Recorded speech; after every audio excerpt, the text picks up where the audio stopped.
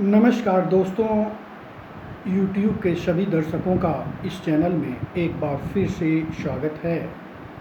आज मैं समाजशास्त्र का एक महत्वपूर्ण विषय लेकर आया हूँ। नेचुरलिज्म क्या है, जिसे हिंदी में प्रकृतिवाद कहा जाता है। मैक्स मुलर का प्रकृतिवाद जीवित सत्तावाद का ही रूप है। मैक्स मुलर जर्मन विद्वान थे जो संस्कृत और अन्य भाषा के ज्ञाता थे। उन्होंने प्रकृतिवाद में कहा कि प्राकृतिक शक्तियाँ और घटनाओं के द्वारा ही धर्म की उत्पत्ति हुई। उन्होंने मिस्र के पुरातत्व के बारे में चर्चा की, भारतीय भाषाओं और यूरोपीय भाषाओं का अध्ययन किया और पाया कि निश्चित रूप से प्राकृतिक शक्तियाँ ही संसार को संचालित और निर्देशित करती है।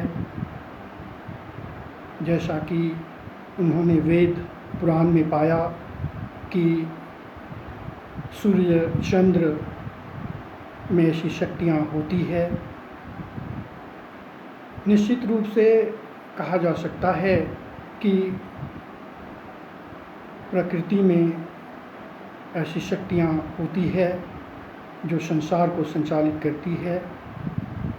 उनका मानना है कि आदिम समुदाय सोचा होगा कि वर्षा उनके खेत को लहलहा देती है, अधिक वर्षा और कम वर्षा खेतों को प्रभावित करती है, और आदि मानव का सोच यह रहा होगा कि ऐसी शक्तियाँ होती है जो प्रकृति की शक्तियाँ होती है जो हमें संचालित करती है।